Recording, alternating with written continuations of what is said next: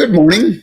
I am Steve Weber, the host of the American Gumption Morning Show. Welcome to another edition, not just any another edition, but edition number 100. Today is the 100th show since I started back on August 3rd, and I did like 21 shows in August and maybe 21 more shows in September and then 19 and anyway, we ended up with 5 months. We did 20 shows a month, and here it is. So we're ending the year on a great high note. Grateful to everybody who's become a follower and watcher of the show. And so anyway, a lot of gratitude today. And actually, that's going to be my monologue. My monologue is Gratitude 2020. What are some of the things, not all the things, but just some of the highlight things, the big things that I am grateful for that have happened in this past year. Alrighty, and we have a guest. So my monologue is going to be a little bit shorter than normal because the guest has a lot to say. And my guest is a real live actor from Hollywood, Walt Keller. Kind of an unusual acting story in terms of how he got to be an actor in Hollywood. And we're going to talk about what he's been doing the last 6 months as Hollywood and production of TV and movies kind of came to a standstill with all the events this year. But that didn't slow down Walt Keller. He just jumped in and started doing some other big things. And he has a big reveal.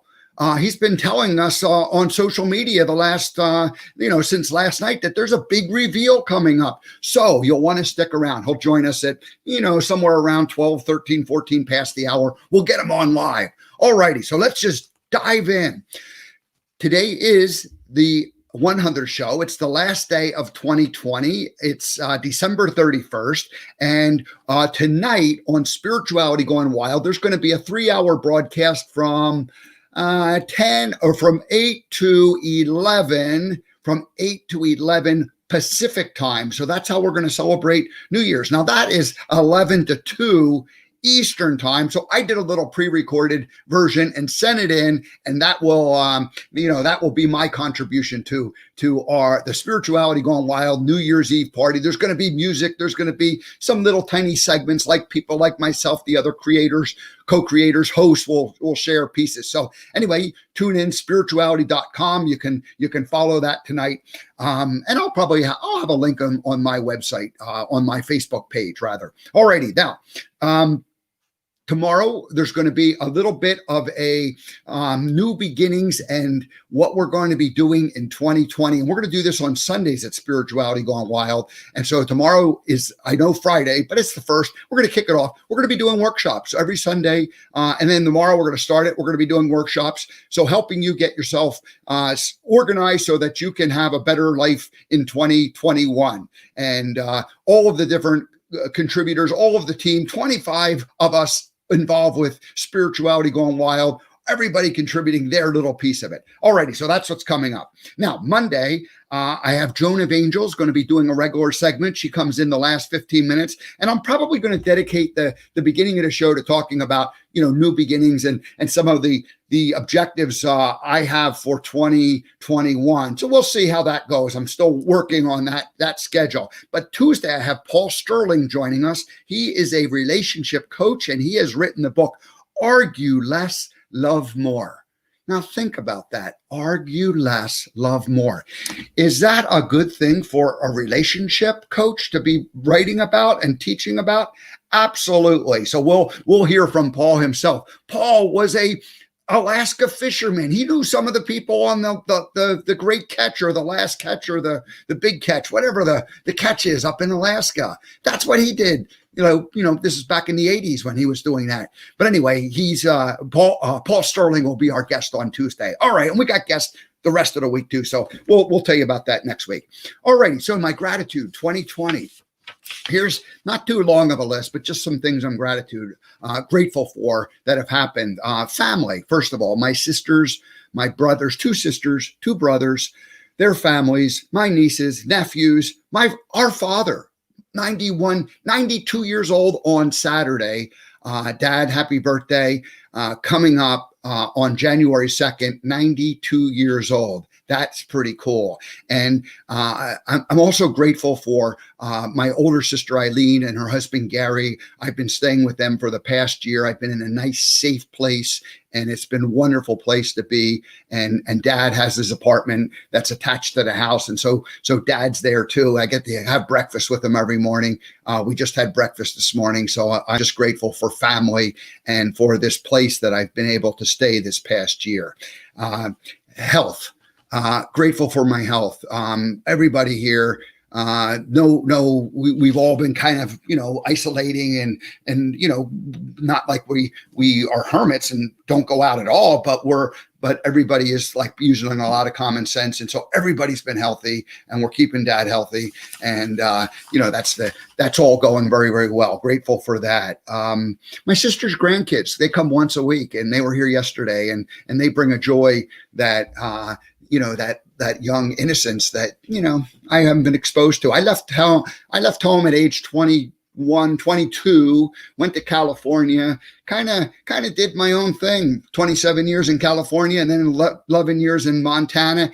And while I stayed in touch with family and we got together once a year, or maybe not quite that often, sometimes stretches were a little bit more, but we always kept in touch, and I always felt connected with my family. But I was also off doing it. So spending this last year and seeing these young kids is a great joy. And you realize that it's something I never did, right? Something I never did. All right. Grateful for Tamara Fleming. She's been my friend and coach the last multiple years. And at the beginning of this year, she had a program called One Big Thing. And it was a year-long program. And I went through that process with her and kind of laid out where my vision was going to be. And with the exception of living and working from the road, I've achieved most of my goals. And the biggest one being the American Gumption morning show and doing this. And again, 100 shows since August. So that's, slam dunk as far as accomplishment that way. So still we'll get out there and live and work from the road in 2021 as soon as it feels like the right thing to do. So that's going to happen. And part of that, there were some masterminds, people that have been with me the whole year. Brenda, Danielle, Ronnie, thank you for the guidance and sharing. 2 of the 3 have been a guest on the American Gumption Morning Show, so very grateful for them. Scott Levy. Scott's been a client for the last 5 years. In March, he invited me to go out to Washington and Oregon, and I ended up getting the RV and traveling for 2 weeks. And of course, that's right when COVID blew up, and the project I was with ended up getting postponed. They thought, we'll do it in June. That's how naive we were back in March. Oh yeah, we'll continue this in June, and maybe June in 2021. And so anyway, but that put me out on the road, and that kind of got this whole thing going. And it was a test drive. And the thing I learned from it was that technology-wise, I didn't have it in place in terms of how was I going to, create this content and then put it together and make it all happen. So, but it was a great test run. And so, Scott, I'm grateful for you inviting me to be part of your project in March, and for the project we've been working on for the last 5 years. And one of these days we're going to talk about that. So right now it's quarantined, as they say in the show business. And so I can't exactly say what exactly we've been working on for the last 5 years, but rest assured something big from Scott is coming. All righty. Natalie Dormier has been a technology coach for me for the past year, not for the past year, but for the past 8-9 months. And she's more than any other one single person. She's guided me and helped me to figure it out. And like week in and week out has been someone I could talk to and say, okay, here's what I'm planning to do. Now, all of that project hasn't manifested and come to full fruition yet, but it's all, the foundation is laid and it's coming together, and the content that I needed to fill it is certainly there with 100 shows. So that's all going to be coming, and that will happen in 2021. Now, the big ones come, in July when I meet Debbie G. And of course, Debbie G is the founder of Spirituality Gone Wild. And she, within 3 days of us meeting, it's like obvious that I'm going to do my own show. And then, a couple of weeks later, it started. And so August 3rd, the show started. So it wasn't something that I saw coming or had planned for. It just happened. And it's the law of attraction at work. So grateful to Esther and Jerry Hicks for teaching me the law of attraction and being big mentors to me for a 10-year period. But in the last year, I've leaned very heavily on that whole teaching and process. So that's been lots of fun.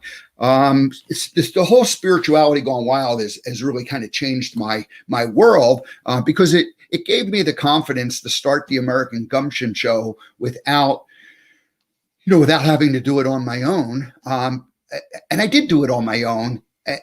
But I had the framework of spirituality gone wild to lean on, and that made a big difference. Mentally, that made all the difference in the world in terms of giving me the confidence. It was like, I don't have to worry about this. I just have to worry about this. I have to just worry about me doing what I do, and I can be part of this thing. As it's turned out, there's more and more people getting involved. There's about 25 of us at this point involved with this, we'll call it a movement. A brand. Spirituality Gone Wild is becoming its own brand, and very, very grateful for the fact that I'm co-creating, collaborating on a regular basis, and that energizes me, and that makes it a lot easier. And I've gone the lone wolf route throughout my life, and that was okay, and that worked. But I'm finding that being part of this team is a lot more fun, and it's a lot easier because there's certain things and energetically it just works easier for me. And so I'm grateful to be part of that. All righty. Just a lot of people, all the guests, I can't mention all the guests, and I thought about mentioning a few, and I'm not going to mention any just because I'll just say thank you to all the guests. 100 shows. I don't know. I probably had guests about 80 days at least, maybe more. I don't know that number. And certain guests have come multiple times, and that's been a lot of fun. And so anyway, we'll continue that, that process where we have guests coming on a regular basis, and we'll have some guests that come back like a couple of times, kind of to tell their whole full story. And then we'll have other guests who just kind of show up one time and tell their story. And that's that. So it's all good in the way that's working out.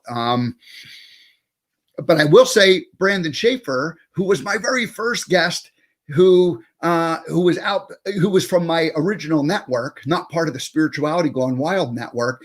He was my first guest, show number 6, and he was a guest earlier this week on Monday for the full segment. And then he's been contributing on Tuesdays, Simple Motivation. He comes in and does like a 1 or 2 minute segment, and we're going to see a lot more of people like Brandon. Well, nobody's like Brandon, so we won't see any more people like Brandon, but we'll see people coming in and doing regular guest segments. And I have 2, Joan of Angels is going to be here. She's already doing like once a month at least, maybe a little bit more. We still have to figure that out. That's going to be on Monday, and that'll happen the last segment on Monday.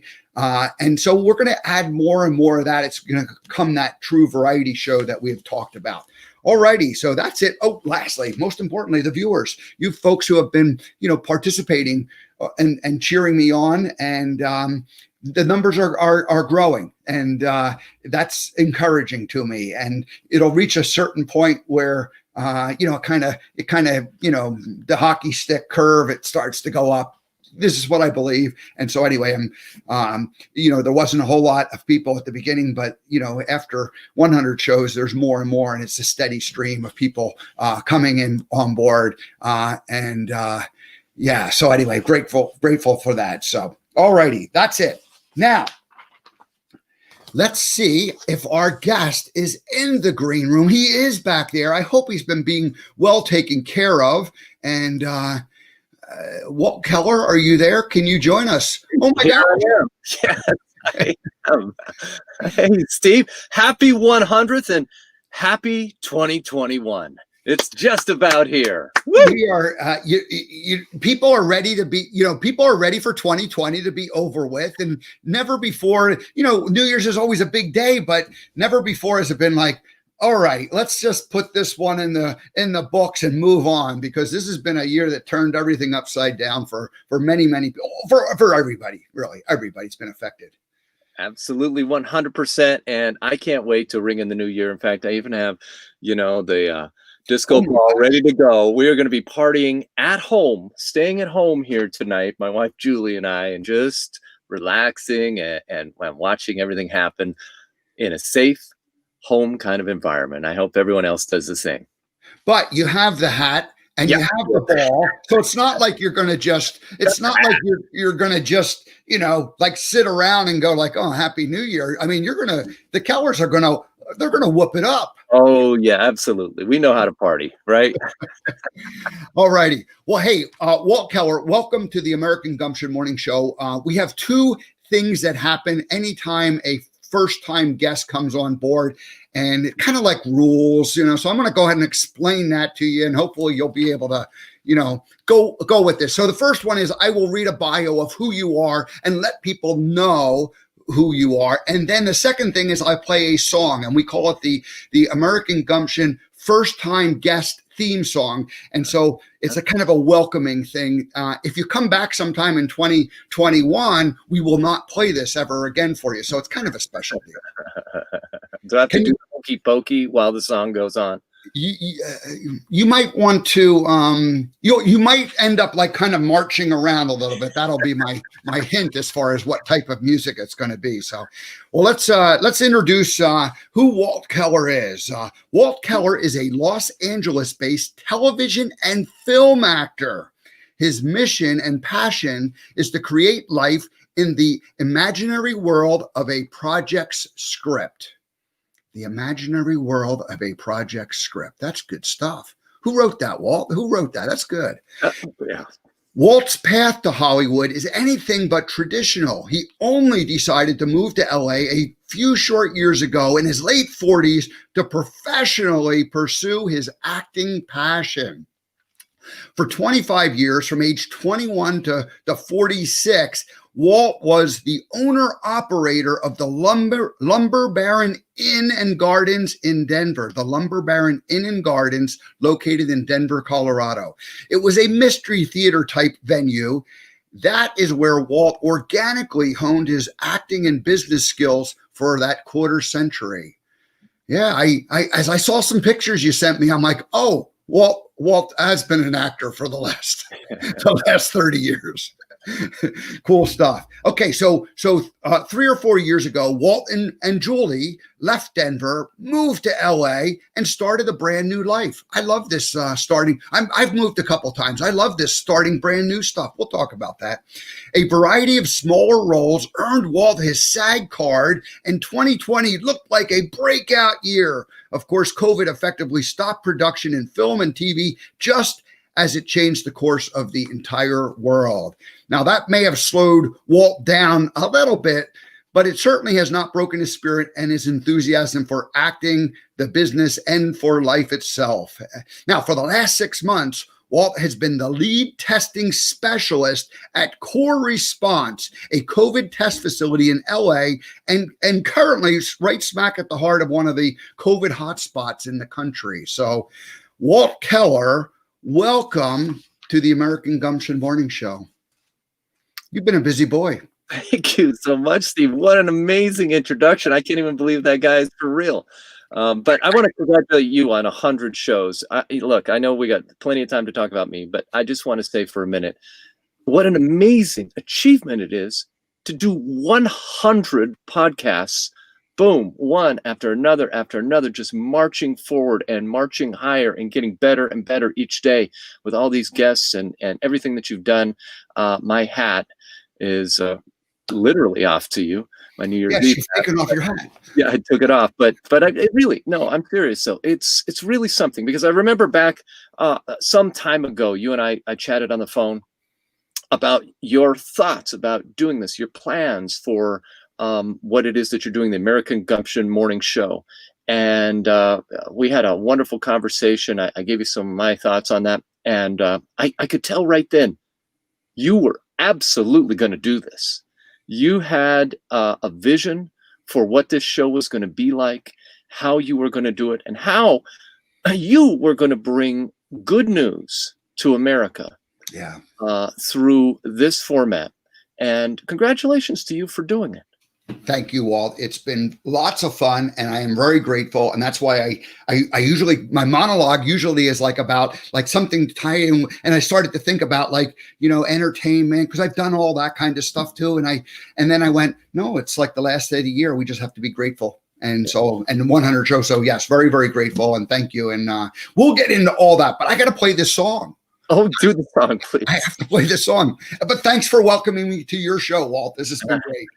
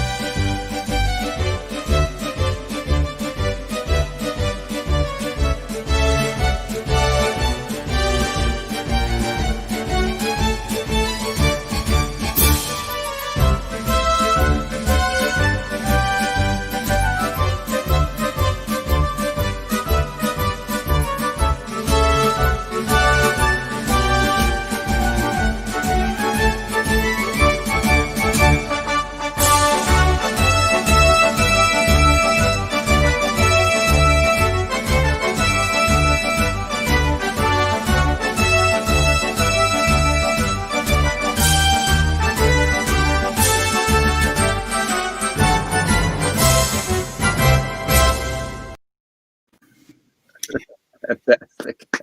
Have you ever had a marching band welcome you to a show before, Walt? It's very Forrest Gumpy. I love it. It's the best. That's the best ever. Well, very good. Well, welcome. We want to keep this thing in the American spirit and lively. And so what better than a marching band, the Washington Post March, Nice. welcoming any first-time guest. If you come back again, we can't, it's like, there's a one-time rule, and we have to stick with that. So anyway, I hope you enjoyed it.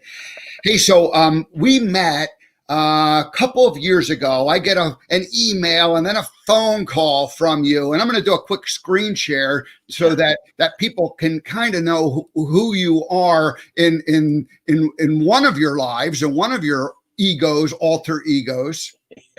Here we go. Oh, I think that's it. Look at that. It's a beautiful day. Who is that guy?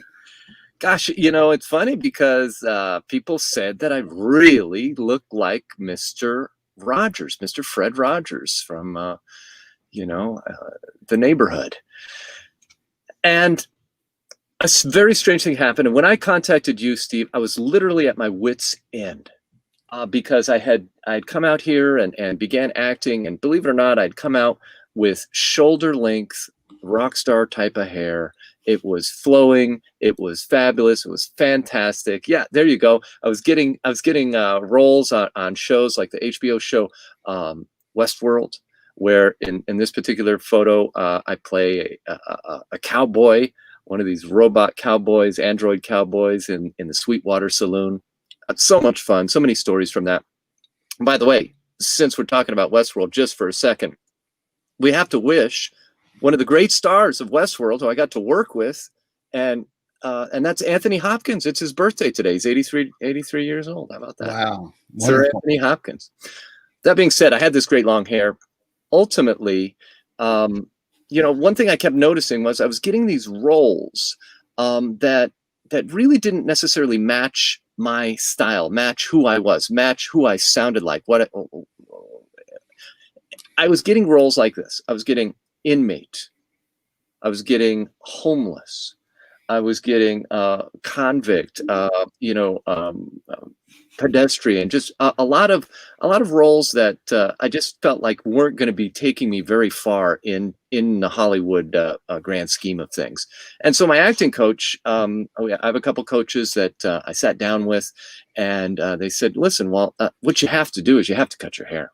It's just not working because you have a great look with the long hair, but as soon as you open your mouth, there's a mismatch." So that's exactly what I did. I cut my hair, and I hadn't for a while.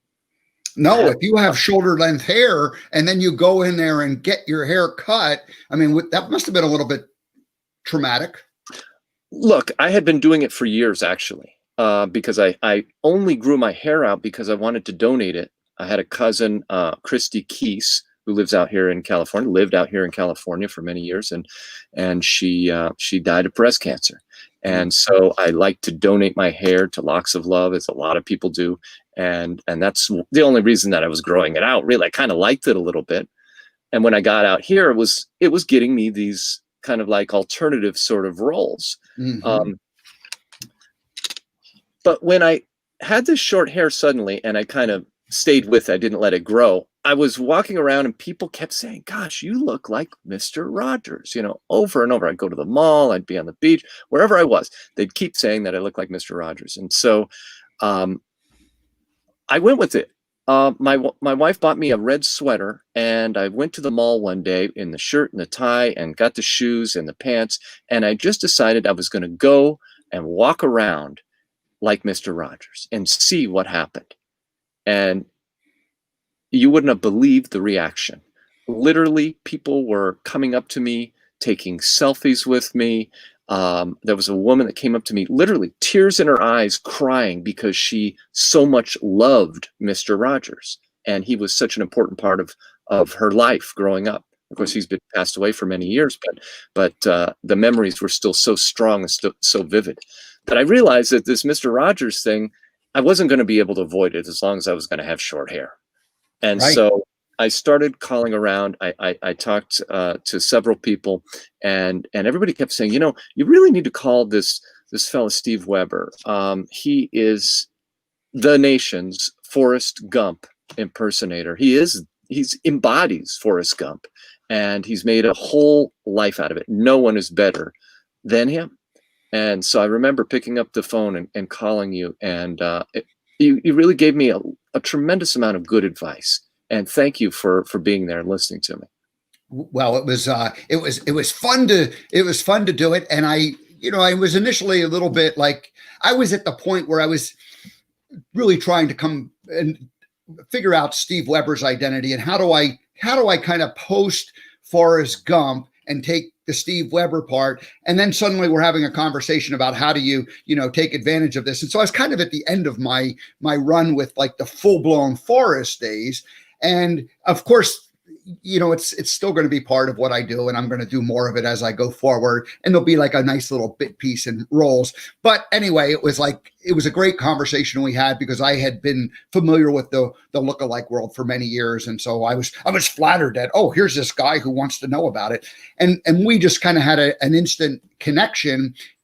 Because you had done the 25 years of running the lumber baron, and so we were closer in age than maybe some of the other people who just had a look, and many of the other people in the industry just had a good look, but they didn't have like any kind of like entertainment or business savvy background. So we had the like kind of from both an entertaining and a business point of view conversation. So it was a lot of fun. I appreciated you. Well, and from that very moment on, you gave me some advice, and I ran with it, and I really appreciate it. I'd launched a YouTube like mini series kind of thing, web series called 21 Days to Fred, where I basically documented in 21 episodes what it was like to really do a deep dive into who Fred Rogers is and was, and his message, and it allowed me to really get inside of the character that he is, but also the man, and there's just so many layers to this fella, and he's so important to so many people that I realized that this role of being Mr. Rogers, lookalike, is a very important role. And it's not something to be taken lightly. And you helped me with that. And so, and I remember we even dedicated one of the days of the 21 days to our conversation about it. And that was really fun. So thanks for participating in that. And then, of course, it was about a year later that the movie came out. And what was the actor's name who played Mr. Rogers in the movie? Maybe one of the top guys. I can't remember his name. Anyway, yeah. Very handsome fellow, though. Very handsome. Rhymes with thanks or something. Anyway, but yeah, handsome. A real handsome devil. Yeah, for sure. Hey, let's just throw some of the other roles that you've done since we have that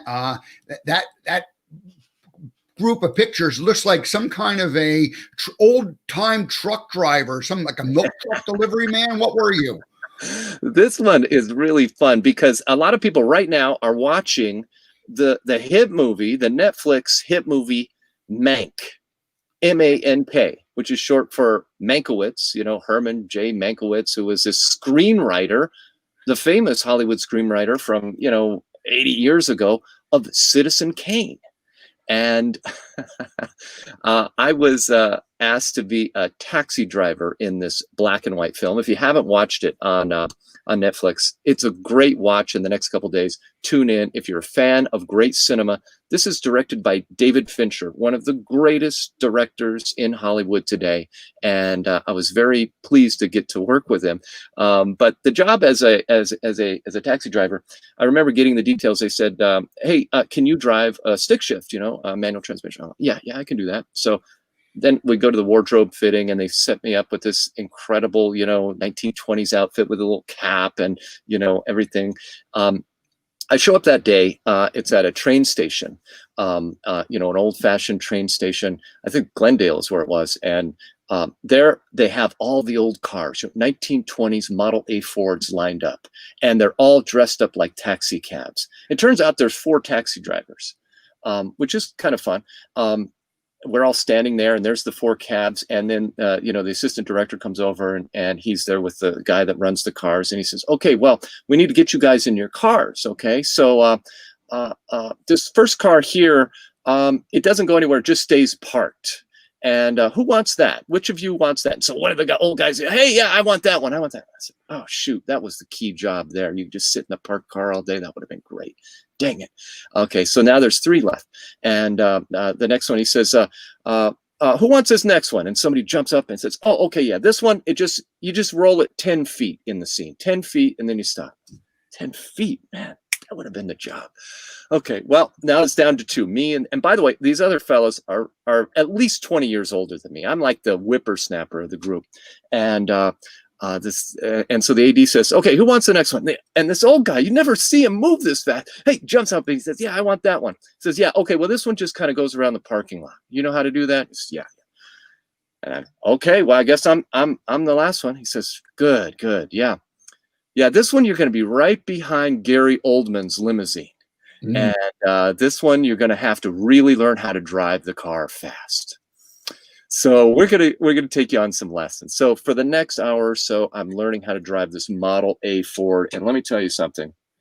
It ain't like modern cars. Right now, I drive a Tesla, and this is it's like driving an iPhone. It drives itself. I'm not used to driving these things. Oh my gosh.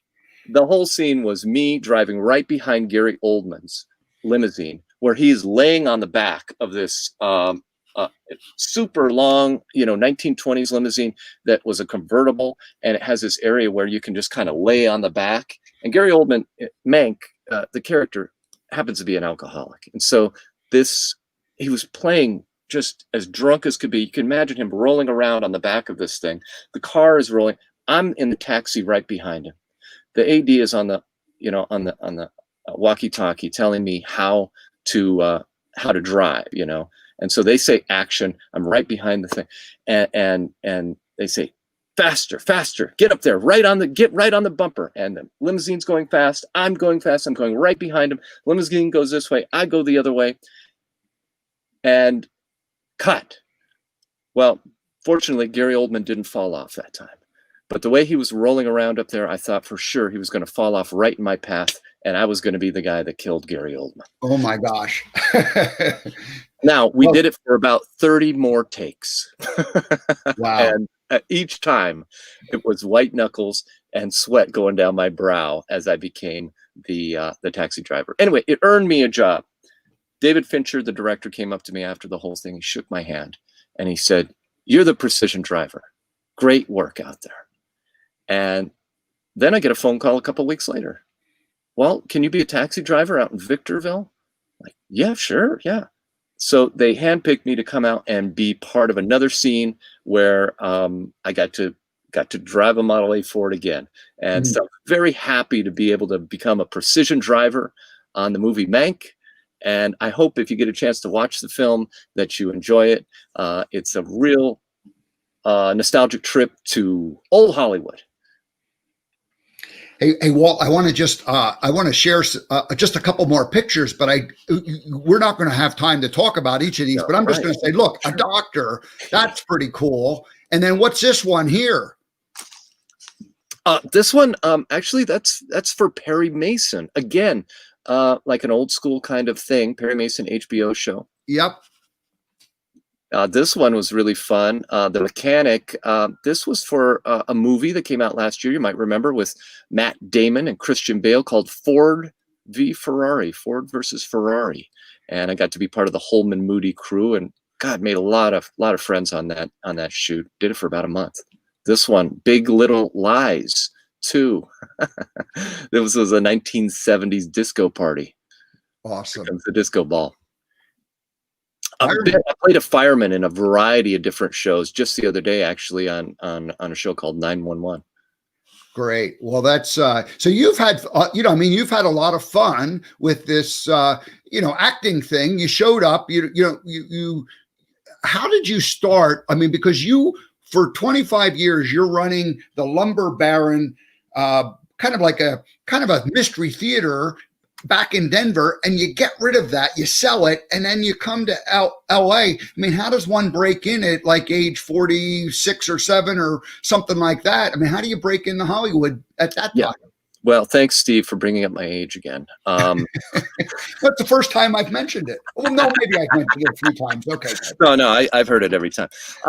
It's fine. It is tricky, because a lot of my best friends in Hollywood right now are in their 20s, and I've made so many fantastic friends. And how does one break in? I get personal messages all the time, not as much here lately, but for the last few years, from folks that want to come to Hollywood, that want to become an actor, that want to give it a shot, that shoot for the stars. And why not? A good place to start is to come out and actually learn how to act.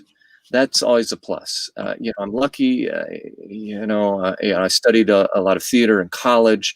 I did it in high school. It's always been part of my life, and then I did it for my business. And so I've done it for years. That being said, I didn't know very much about television and film acting, Steve. And the truth is, it's an entirely different animal. Mm-hmm. And if you're to come out here to Hollywood, or really go anywhere, that particular skill set is something you're going to have to study. I was lucky that I joined an acting studio here, the Spicer Sturgis Acting Studio, that's run by a couple of professional acting coaches that, coach some of the top A-list stars. And many of the A-list stars actually have coaching going on for the scenes. Every scene that they do often is directed behind the scenes by somebody who can really help them get to the intention and objective of the scene. So I've been in the studio now for 4 years, and each week putting up scenes from some of these movies that we love. That's great. Now let's go ahead and take a little trip back in time to I think you are age 21, and you go, oh, that looks like a nice building. I think I'll buy it. It looks like it's in pretty good shape. But of course, what happened was, like, inside there was a little bit of mold, maybe some water, the roof leaked, and oh, by the way, the walls were falling down and crashing. The fireplace was completely disheveled and broken. Plumbing was in pretty good shape, though, from what I can see. Maybe a little bit of a rat's nest of pipes that needed to get tuned up, and the hardwood floors needed refinishing. But little by little, you built like you put the place back together again. I mean, what in the world was going through your 21-year-old brain when you bought that building? When you drove up and you looked at that corner building with the nice turret, and instead of windows, there was plywood covering them. I mean, what made you do this, Walt? Well, at this point, when you're looking at that picture of the John Mowat Mansion, known as the Lumber Baron Inn and Gardens at 37th and Bryant in Denver, Colorado, in the Highlands neighborhood, Northwest Denver. It's where I grew up. It was my neighborhood that I grew up in, which at the time, growing up in the 70s and 80s, was really one of the most socioeconomically depressed communities in Colorado. The high school I went to had one of the worst dropout rates, and our neighborhood was crime ridden. This wasn't the only boarded up house in the neighborhood. There were tons of them. And when we were getting out of college at the time, I looked at a couple dozen homes. It was a great time to buy because the real estate market had crashed. And so a person could buy a house in Denver for $10,000, literally. But you'd have to really put in some elbow grease. And I looked at a lot of those kinds of houses. But when I found this one, it was like, if you put some elbow grease into this house, you really have something at the end of the day. And it wasn't too much longer after buying it that people in the community said, what are you going to do with this place? I started to realize that it wasn't just like a regular house, that this was a community landmark. It turns out it was the largest house built in the entire Potter Highlands district, built by a lumber baron, John Mowat, in the 1890s as his showplace, where he outfitted each room with a different species of wood. The front parlor, it was all cherry wood. The back parlor, sycamore. The dining room, oak. Upstairs, there's poplar and walnut. And the third floor ballroom is all maple. So we went about this amazing restoration of the place to bring it back to the way it was in the 1890s. And the biggest surprise is that room right there, the ballroom up on the third floor. We had no idea when we took out the walls and added bathrooms and kitchens up in the third floor level, where there were 5 apartments, that we would discover this original 1890s ballroom. We went one step further and put up steel beams to vault up the ceiling to that 20-foot peaked pyramid kind of shape, with the big giant, chandelier up there. And it turned out to be a fantastic place to do dinner theater. So by almost an accident, one year, our very first year of operation, we hosted a murder mystery dinner party that was put on by some third-party folks. And it was such a big hit that people kept calling, saying, hey, when's your next murder mystery dinner? Wow. We don't even host those. What do you mean, when's our next? But you get a few calls, and the entrepreneur kicks in. And suddenly I thought, maybe we should host one of these. So I called those folks, we got together, and we began hosting murder mysteries in here. By the time we were done, instead of doing it once a month, 12 per year, we were doing 112 shows a year by 2016 when I sold the place. Here's a picture of some kind of a gaming. I assume that's in the third floor. Yeah, well, as it turns out, people love the murder mysteries, and we decided to up the ante, pun intended, by adding casino fun on top of it all. So we brought in all kinds of big professional casino tables. Everybody got $1,000 in gaming chips when they would arrive, and we started doing casino murder mysteries. So people would go around and play blackjack. Looks like people are having fun. People are like, they're enjoying it. Yeah, and the actors were set up as the dealers. So people had an absolute blast. By the time, after about an hour of doing that, we would all go up to the third floor ballroom where dinner is served, the murder occurs, and you solve the crime with the clues, the police, and the people at your table. This is one of the policemen, I assume, running roughshod over some guests. Absolutely. They were solving the crime there. There's Officer Rusty Schwinn, Denver Bike Squad. All right. Yeah. Well, there he is again. Although he looks like he was more interested in honing his acting career than he was in actually solving the mystery. There was a little bit of that. Yes. Oh, and this guy obviously had committed some type of a crime that he was wrapped in cellophane. Well, very good. It looks like it was a lot of fun. So at what point, Walt, did the shows become like a regular piece of it? You obviously spent a year or 2 or 5 restoring the place. I don't know how long it took you to get the thing, but then when did the first murder mystery occur, and how long did they last? Well, it just goes to show, we had gotten a huge SBA loan. Doing the renovations and bringing it back to the way it was in the 1890s was a massive job. It took 3.5 years to bring it back to the way it was. And we were lucky that we won, from the National Trust for Historic Preservation in Washington, D.C. We got 2nd place in the nation for our work, our preservation work, the Great American Home Award. And it was a terrific honor. in our business plan, we had only hoped to rent it as a 5-room bed and breakfast, because up on the second floor, that's where the original bedrooms were, and we turned them into bed and breakfast rooms. And so that was really our aim. We had the big ballroom. We were just planning on doing weddings up there. And as for the first floor parlors, it was a great space for meetings, small conferences, this kind of thing. But we also had this very large garden in the back, which we began landscaping and putting in flower beds and planting trees and putting in a patio, built a gazebo. And we would do weddings out there. That was our business model. Murder mystery dinners hadn't even really been invented on a grand scale. In fact, we were the first people to make them open to the public, ticketed in Colorado. And this picture I'm showing now does show the landscaping and the flowering that's in the front and on the side. So you did well. Yeah, well, thank you. And it's always fun to be able to go back to Denver and see the place. By the way, still open, although temporarily closed for COVID. And if a person were to go to lumberbaron.com, they could look at the pictures today. It's being run by a fantastic couple who are keeping with the whole dream of the Lumber Baron, making this grand Victorian mansion open to the public. And I really encourage you, if you're visiting Denver at any time, to at minimum come by and visit for brunch. Yep. But if you can't stay the night, do it, because you will absolutely love it. Now, you had it for 25 years, and apparently you bought it and sold it on the same day of the year, except 25 years apart. Funny, when we bought it, because you showed the picture of it all boarded up and everything. It was a total disaster. Bought it from the bank for $80,000 and happened to close on, of all fateful days, April Fool's Day, 1991. That's when we closed on it.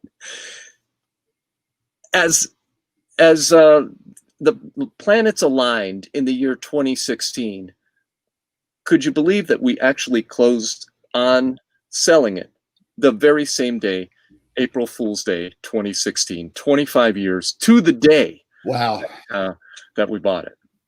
Well, congratulations. So it's a good run. So at that point, you had wife number one when you first get the place, and then Julie comes in and she finishes the last 10 or 15 years with you, right, running the place. You're kind of partners in this business, and then you pack it all up and you go out, and basically you've been partners in your careers. Although what she's doing is she's working in the industry, but a different portion of the industry, and it's just really a great story. And I love following your social media posts. So reach out to Walt on Facebook or LinkedIn, because he's active doing things and telling the story, and a lot of pictures from the Malibu beach area. So it's fun. Yes. And it's funny, at that point when we sold the place, we didn't know for sure what we wanted to do. Our son was headed off to college, and he was involved he was at an art school, the Denver School of the Arts, in the film program. And so we were pretty sure that he was going to want to come out to California and go to maybe USC or UCLA. And so we kind of started looking out in California. Julie always wanted to be out by the water. She's an avid swimmer. And I had relatives out here that I really wanted to become more connected with. So we came out on a trip, and we thought, okay, we'll come out here and establish residency while we're trying to sell the place. And then once we're ready to sell it, then we'll just come out and we'll be around our son, who will obviously be in college out here, right? Well, as it turns out, we sell the place in 2016, and he decides instead to go to college in Colorado at the University of Colorado, and he stays there. Listen, it all turned out fantastic. He became a championship cyclist for the CU cycling team, the national champions, and he loves it in Colorado, and he just graduated from CU. So congratulations to John Keller, our son. Awesome. Well, it's been a good story. Now, the last 6 months, things changed, or really in March. I was out on my RV trip, my little test drive, and I'm at day 5 of the 2-week big adventure, the sort of the maiden voyage, the get my feet wet, and the project, the team that I'm with traveling. They go, you know what? We gotta leave. We're shutting this thing down. And I'm like, but I got the RV for 2 weeks. What am I going to do? And everybody scatters. And so then I had 10 days to just sort of, play around before I came back. But what were you doing in March when things shut down? And then, of course, what did you get involved with a few months later as everything, came to a screeching halt in terms of, TV and movie production? Yeah, for me, and probably a lot of people, I put the beginning of the pandemic on that Friday, the 13th of March. On the 12th, that was the last day that I worked in Hollywood up until recently. Got back into it a little bit, but that's when everything came crashing down. I was at Dodger Stadium. I was working on a new show that's coming out right now on NBC. It's called Mr. Mayor. And it stars Ted Danson, who, by the way, was an absolute prince on set. This guy, I'm really rooting for him. I hope you watch Mr. Mayor, because this guy, he is the best. He's such a good fella. Came around, talked to everybody, so personable. And at that time, actually, nobody was wearing masks. We didn't know that the virus was about to come crashing down on us the way that it did. But that day on set, that actor that you were trying to reference, the news came down, and there was all this whispering going on, and behind the scenes, the cameramen, the grips, and everybody was like, "What's going on? What's going on?" They all had their phones out, and I remember they turned to me. They said, "Tom Hanks has the coronavirus." And I said, "Well, that's it. We're done. We're done," and we were done. I mean, everything shut down right then, and. And then there we were in quarantine. You guys know the rest of the story. We're sitting around. I was unemployed. I went on unemployment like everybody, sitting around hoping that something would happen. And when it started to not happen, I was watching an interview with the actor Sean Penn. And he was talking about how he was involved in testing in Los Angeles, coronavirus testing. And he had this organization called coreresponse.org. Where he was starting to get his hands around this virus and coming up with an answer to it. And I thought, you know what? There's something I could do. I could start volunteering. And that's what I did. And I'm telling you, Steve, the moment I began volunteering was the moment that my whole attitude about the pandemic changed. I felt like I suddenly had a little bit of power over this virus. I had a little bit of power over what was going on.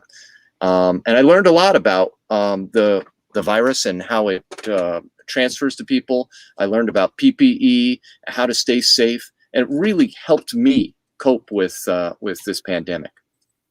As time would go on, they ultimately hired me at Core because I was doing a good job, I guess, at testing, and I really enjoyed doing it. Maybe it's the actor in me. I demonstrate to people how to take the test, and I've done it for thousands of people. My big reveal. People have been asking me. I've been getting texts the whole time. People have been asking, what's this big reveal? I was teasing with the big reveal. And I guess I can show you what happened yesterday. It was very exciting for me. Wait a minute. Let me set it up. Okay. You're about ready to go home. It's the end. Just about the end of the day. You're minding your own business. You're not bothering anybody. You think like maybe I can get out of here 5 minutes early. No, I'm just teasing about that. But you're basically ready to walk out the door, and somebody knocks on the window or the door, and what did they say? They said to me, "Hey, Walt, have you been vaccinated?" I'm like, No, I haven't been vaccinated." "Well, do you want to be vaccinated? Come on in." And I thought, what? It's time? The time has arrived for me to get vaccinated? And sure enough, I took a little video of it. There it is. They're, the firefighter there putting it right in, making it happen. That's me with the thumbs up. Oh my gosh, it's such an exciting moment. So it's official. Wow. The folks at Core have invested in me, and I'm gonna pay it back by working even harder for the next time period until we can get this pandemic behind us. And now, is this the vaccination where you'll go back and get a second dose in a couple of weeks? Yes, I think right now the two main ones are that way. They give you a vaccination card. Okay. And, my appointment is for 28 days from now. This is Moderna vaccine. Moderna, and I have to. I'll post that video later on my Instagram and everything, so people can see it if they're interested. But it was easy, quick, and not only was it not painless, this rush of emotion has come over me in the last 12 hours. I almost couldn't sleep last night. I was so excited to finally have this vaccine. I feel like I have I'm a little bit more ahead of this virus now, and I'm so eager to get out there and serve and to help and to try to beat this thing. So your mind, like, so back in roughly the middle of the year, June or July or something like that, you hear about CORE and what they're doing, and you say, hey, I'm just going to volunteer. And so you start showing up on a regular basis, and then they hire you, and you kind of get involved with it. And now in the meantime, you're getting some acting gigs that are starting to open up a little bit, and they're working with you. And so when you have something, you can go do it. But you've embraced this, and you weren't just sitting back and going, woe is me. You just went out there and did something. And so congratulations, and thank you for serving, and thank you for helping us get through this. Well, I'm thrilled that I was able to also encourage and recruit a few other friends to join me. So now they're serving alongside me, and that makes me feel really good, because I know that it's changed their lives, just in the same way that it's changed mine. To be able to take the opportunity to do something good for other people at this very historic moment, I just can't encourage people more to give it a shot. If you're looking for a resolution for 2021, try giving to others. Wouldn't it be great if we could all do that in the short term?